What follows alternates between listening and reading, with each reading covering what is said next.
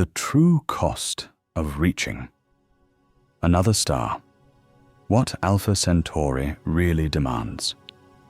Tonight, we're examining something that fundamentally changes how we think about space exploration. It's a journey that sits at the intersection of dreams and nightmares. A voyage that would demand everything humanity could offer, and still might not be enough.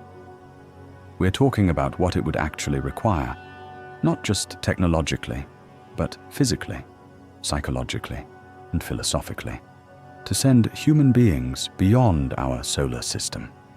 If you're passionate about understanding our potential future among the stars, please like this video and subscribe.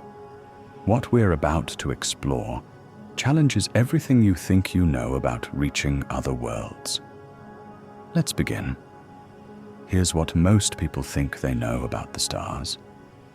They're far away, really far away. That much is true, but distance doesn't capture the full reality.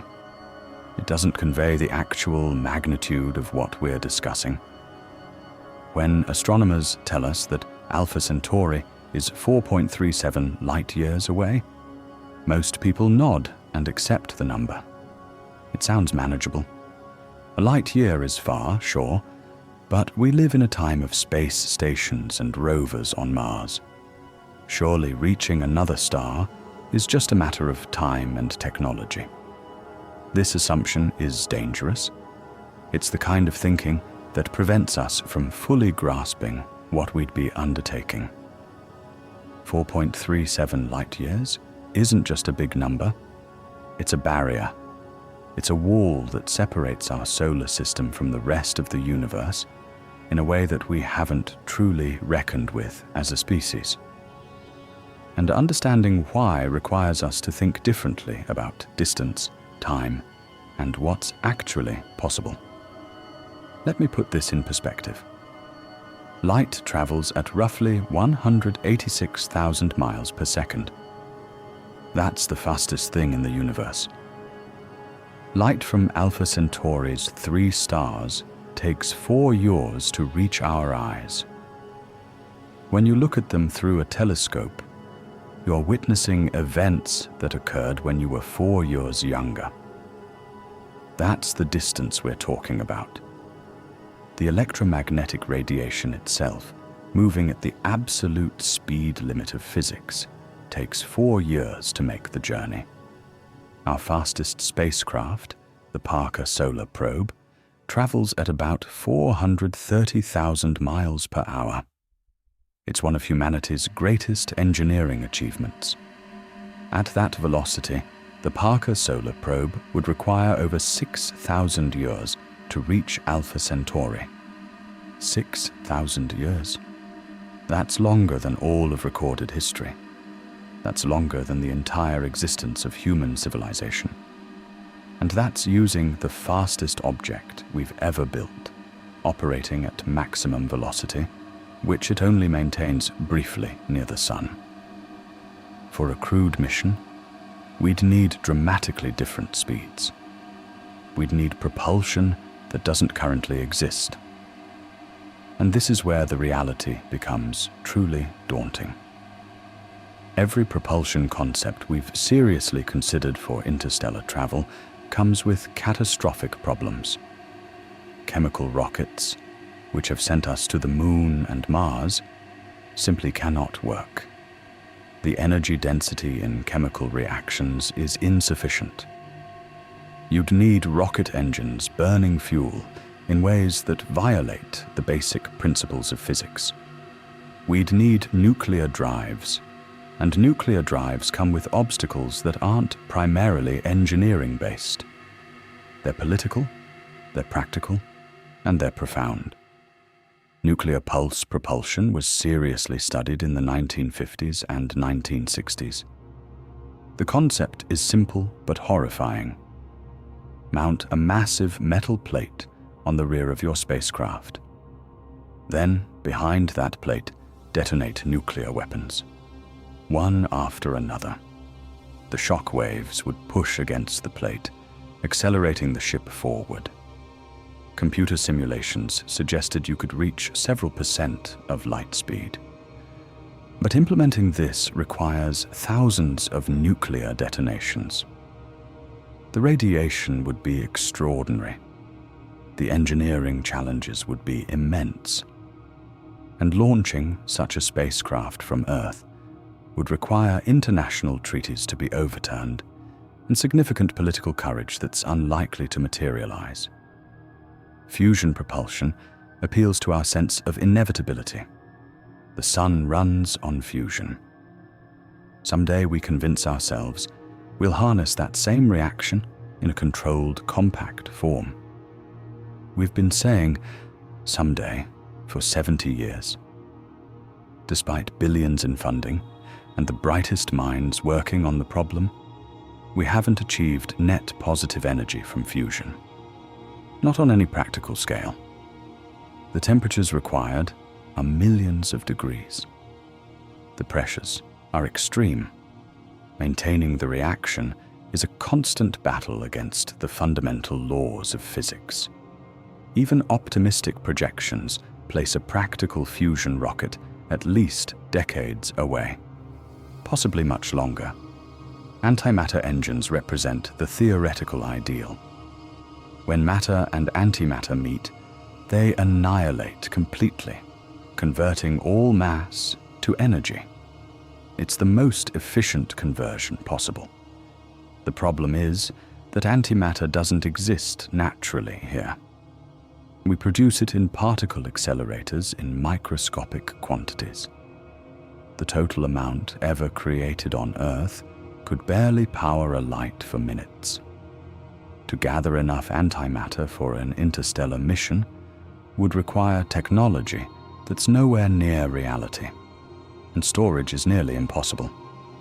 One containment failure and your fuel supply becomes a thermonuclear explosion. Ion drives are operational. We've used them successfully on robotic missions. But they produce minimal thrust. Accelerating a spacecraft to interstellar speeds would take decades of continuous operation. The power requirements are staggering. You'd need nuclear reactors to provide that power. Nuclear reactors add mass. More mass requires more thrust. More thrust requires more fuel. More fuel requires more thrust. This is the fundamental constraint that engineers call the rocket equation, and it's relentless. Laser-pushed solar sails offer theoretical promise. Imagine a massive laser array on Earth or in space, pointing a concentrated beam at a spacecraft with an enormous reflective sail. The light pressure would accelerate the craft. The Breakthrough Starshot initiative proposes exactly this. A laser array of extraordinary power would push a tiny spacecraft, perhaps a gram in mass, with a sail only a few meters wide. It could reach 20% of light speed. But 20% light speed still means the journey takes decades. And the laser array itself would cost tens of billions of dollars. The precision required is almost incomprehensible. The spacecraft is accelerating away at thousands of kilometers per second, while a laser beam tries to maintain perfect alignment. Any deviation, and the beam misses its target entirely. So, let's accept a premise. Assume we somehow solve the propulsion problem. Assume we develop a system capable of reaching 10% of light speed. That's still 40 times faster than our current best spacecraft. But it's theoretically possible. At that velocity, the journey to Alpha Centauri would require approximately 42 years. 42 years in a confined spacecraft. 42 years separated from Earth. 42 years knowing you'll never go home. A person launching this mission at age 30 would arrive at age 72. If they launched at age 25, they'd be 67. Your entire adult life would be spent in transit. You wouldn't walk on solid ground for over 4 decades. You wouldn't breathe natural air. You wouldn't see a horizon that isn't artificial. You wouldn't experience rain, or touch an ocean, or lie on grass. These aren't minor inconveniences. They're fundamental absences. Your entire existence, every day that matters, would unfold inside a metal structure hurtling through the void. This creates immediate questions about the spacecraft itself. It can't be small. You're not sending a handful of people. With a crew of fewer than 50, you face genetic problems if the journey spans multiple generations. You lack the expertise to handle catastrophic failures. Critical specialists might become ill or pass away, leaving no one with their knowledge. The minimum viable crew is probably several hundred people. That's not a spaceship, that's a city. A city that needs to be self-contained, self-sufficient, and completely closed loop. Water cannot be brought from Earth. The mass would be astronomical. Instead, you need systems that recycle water from every conceivable source. The International Space Station recycles about 93% of its water. You'd need to push that higher, much higher, closer to 100%. Every drop of urine, every ounce of sweat, every bit of moisture in the air itself would need to be captured, filtered, purified, and reused. The system would need redundancy. If purification fails, the crew dies from dehydration in days. Food presents similar challenges. You cannot bring 42 yaws of food for several hundred people. The mass required would make the spacecraft impossible to accelerate. You need to grow food aboard, hydroponics, aeroponics, indoor farms under artificial light. This requires considerable space. It requires constant maintenance. Crop failures are catastrophic. A disease that kills your wheat means starvation. A contamination that destroys your vegetable gardens means nutritional collapse. You'd need multiple grow-in chambers in case one fails. You'd need seed banks as backup. The food would be monotonous. Mostly vegetables, grains, and possibly fish from aquaculture tanks. Meat would be extraordinarily rare, available only from laboratory cultures if at all. After a few years, the crew would know every meal by heart. They'd dream about flavors from Earth, about fresh fruit, about food that tastes like something more than survival. Medical care becomes your bottleneck. On Earth, if you need a complex surgery, you go to a hospital. On an interstellar spacecraft, you are the hospital. You'd need at least one doctor, probably several, with diverse specialties. Surgery would happen in a small medical bay, equipped with the best equipment that can fit. But what happens when someone develops advanced cancer? What when acute appendicitis strikes? What when someone has a stroke? The crew would have to manage with whatever was brought and whatever can be manufactured aboard. Advanced imaging like MRI might be impossible due to power and mass constraints. Surgical equipment would be limited. Medications would degrade over time. You'd need to manufacture pharmaceuticals aboard or carry enormous stockpiles. Some crew members would die from conditions that are routine to treat on Earth. That's statistically certain. And then there's aging. The journey is 42 years. The crew ages 42 years. A 30-year-old becomes 72.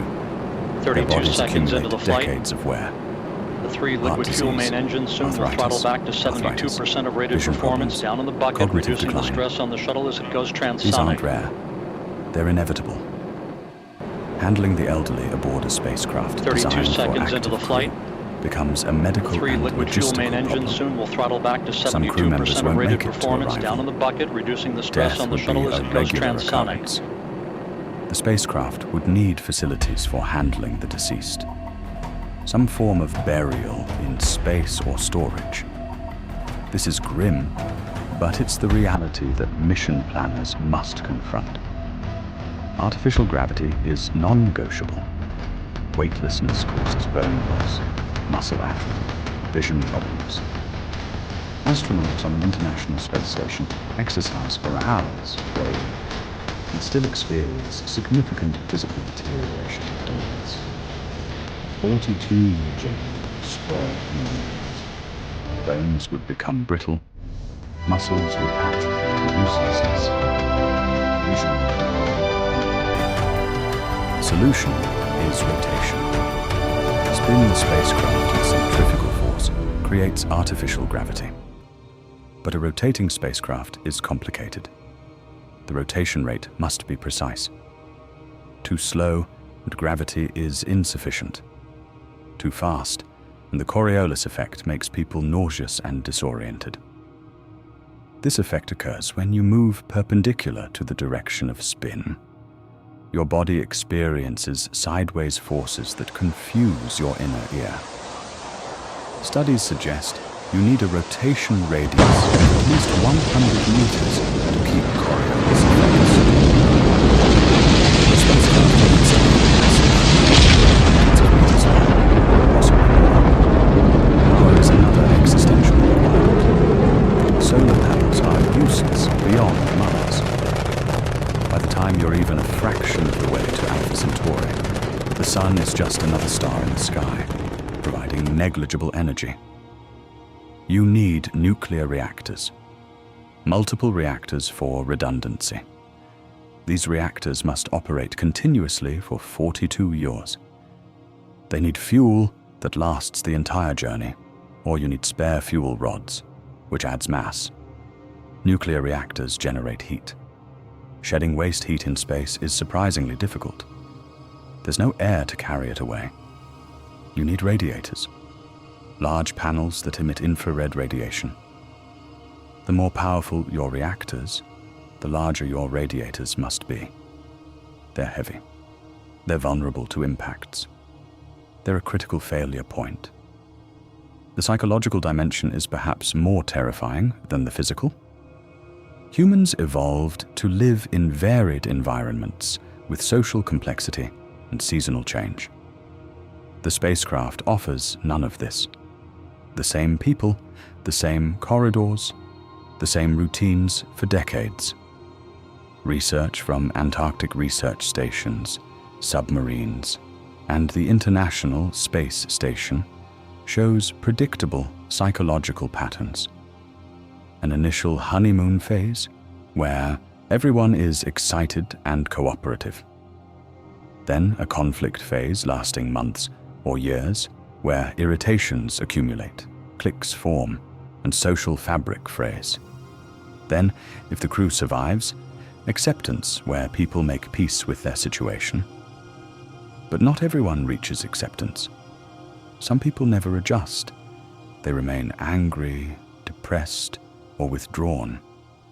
The crew would need intense psychological screening before launch. But no test can predict how someone will behave after 30 years in confinement. Mission planners would implement support systems. Counselors would be part of the crew. Recreational areas would be built to provide mental relief. The crew would create art, music, and literature. They'd establish traditions and rituals to mark the passage of time. Anniversaries of launch, holidays, celebrations adapted to the spacecraft environment. But none of this eliminates the fundamental reality. You're locked in a metal box with the same people for decades. Relationships will form. Romantic relationships will develop. This provides emotional support, but it also creates complications. Jealousy, breakups, love triangles. What happens when a relationship ends badly and the two people must work together daily for decades? What if they both want to avoid each other, but the spacecraft is too small to escape to? there's nowhere to go. Conflicts would need to be resolved, and mission planners would need to establish protocols for conflict resolution before launch. Would there be a formal system of justice aboard the spacecraft? How would serious disagreements be handled? Who has authority, and what happens if that authority is questioned? Reproduction is another layer of complexity that mission planners would grapple with. Sexual relationships lead to pregnancies. Even with the most reliable birth control, over 42 years and a crew of hundreds, pregnancies will occur. Pregnancy in space is poorly understood. We don't know if microgravity affects fetal development. Human pregnancies have never been attempted in orbit.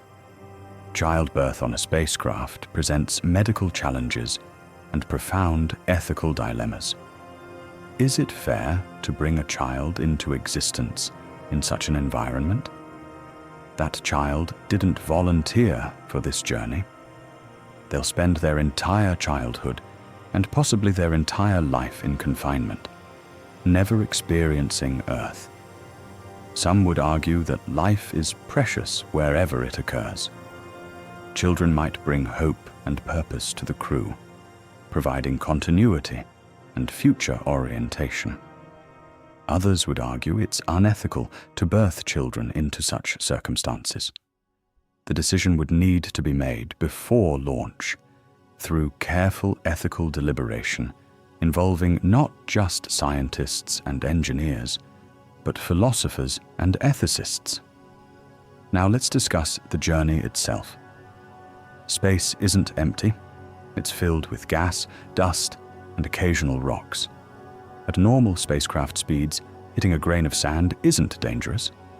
At 10% of light speed, it's catastrophic. Kinetic energy increases with the square of velocity. Double your speed, and kinetic energy quadruples. At relativistic speeds, a single speck of dust carries the energy of several kilograms of TNT. A pebble would hit with the force of a nuclear weapon. A larger object would be extinction level. The spacecraft needs shielding. Heavy, thick shielding at the front. But shielding adds mass. More mass requires more fuel. More fuel requires more thrust. You're back to the rocket equation, back to the fundamental constraints that govern all space travel. Every additional kilogram of shielding demands additional kilograms of propellant to accelerate it. This creates a cascading problem that engineers have wrestled with since the dawn of the rocket age. Some designs propose a sacrificial shield, a disk of material positioned ahead to take impacts and dissipate the energy over a larger area. If a large object is detected, you could attempt evasive maneuvers. But at 10% light speed, you're covering 30 million meters every second. Detection and avoidance need to happen nearly instantaneously.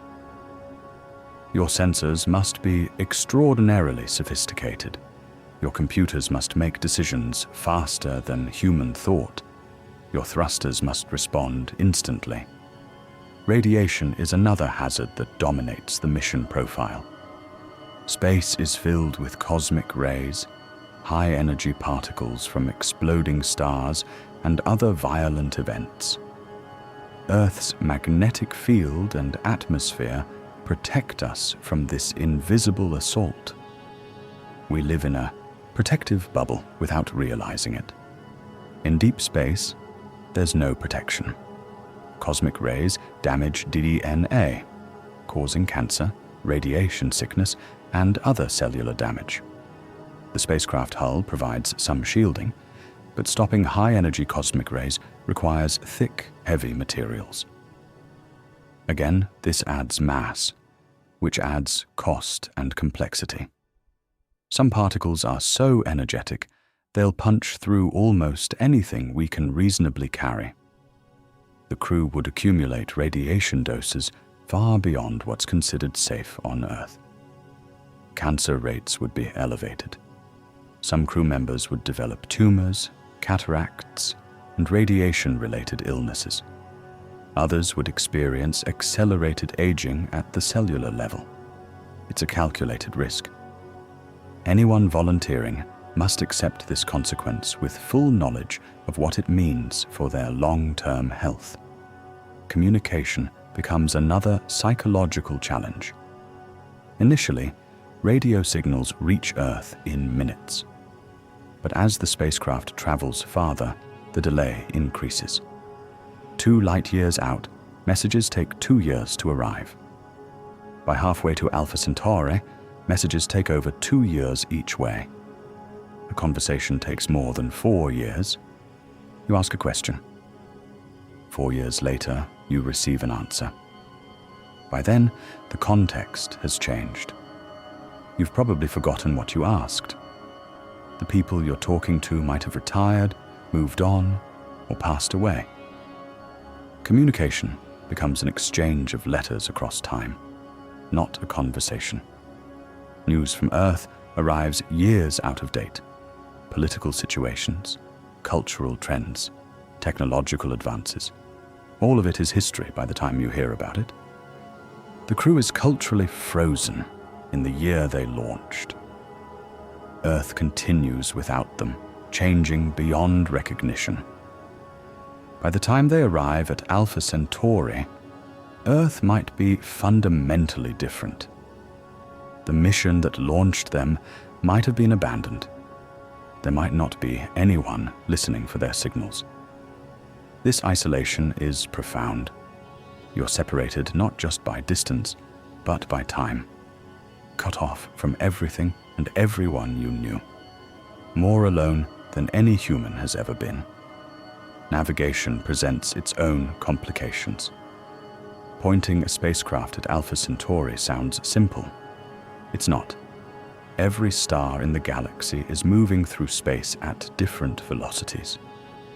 Alpha Centauri is moving in a direction different from our Sun. By the time you arrive, Alpha Centauri will have moved to a position that's not where it appears now. You need to calculate where it will be 42 years in the future and aim for that position.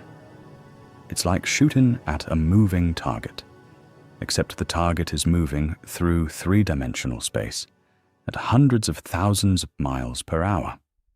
Tiny errors in initial trajectory compound over decades and light years until you miss your target by millions of miles. You'd need constant course corrections, engine burns, to adjust your path.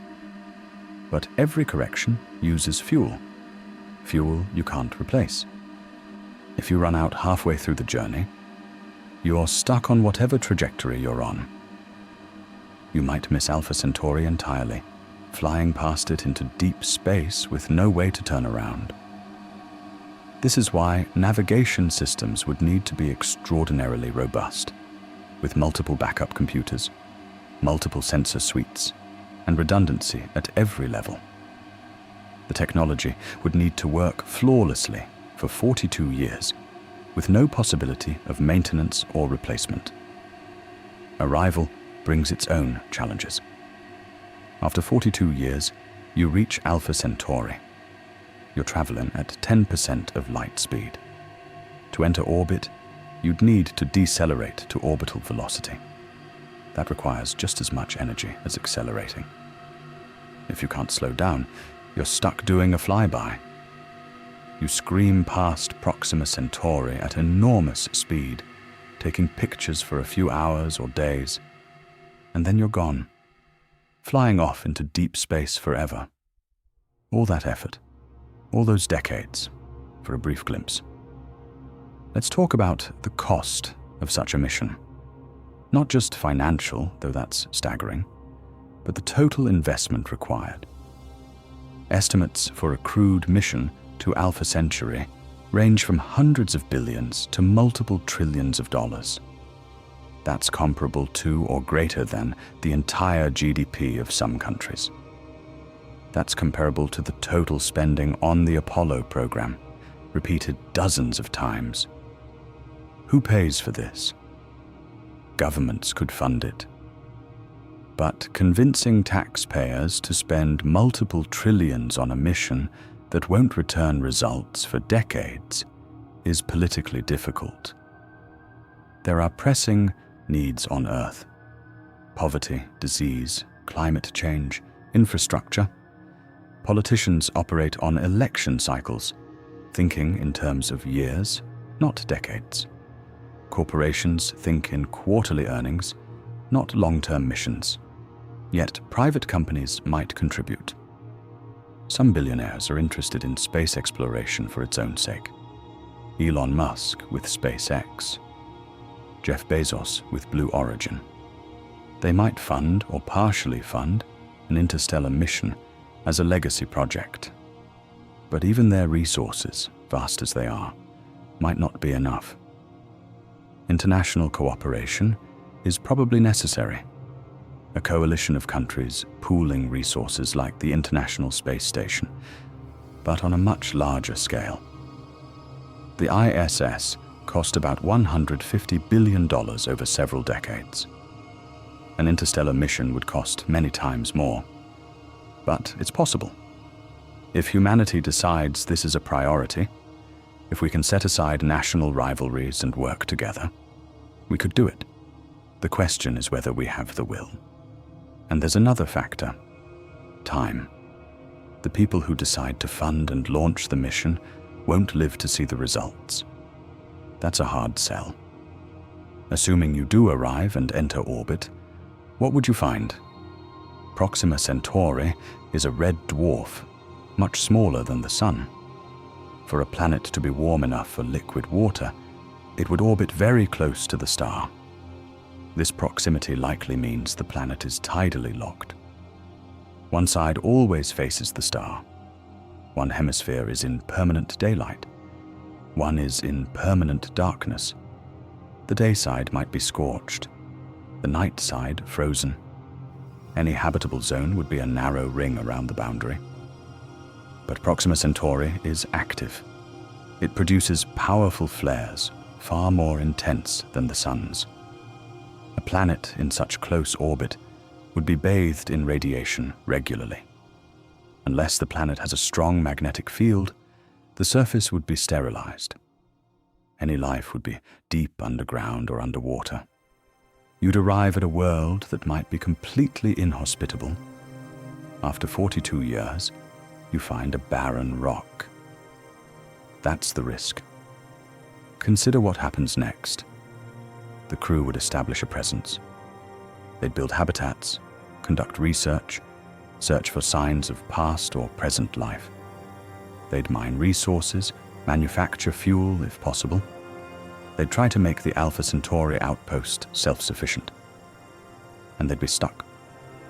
They can never return. The journey used all their fuel. There's no going home. This is their life now. This is where they'll age, where they'll die, where their descendants will be born. The implications ripple outward. If we establish a presence at Alpha Centauri, we become a two-star species. A civilization split across 4 light years. Communication delays reach 8 years round trip. The populations would diverge culturally, politically, even biologically. Different environments select for different traits. Over generations, populations might become distinct subspecies. The Alpha Centauri colony would want autonomy. Earth would want control. With 8-year delays, real negotiation becomes impossible. Circumstances change before responses arrive. We'd need new frameworks for interstellar governance, new concepts of law that account for light-year distances. If interstellar travel succeeds, more missions would follow. From Alpha Centauri, future explorers would launch toward other nearby stars. Barnard's star, Wolf 359, Luyten 726-8.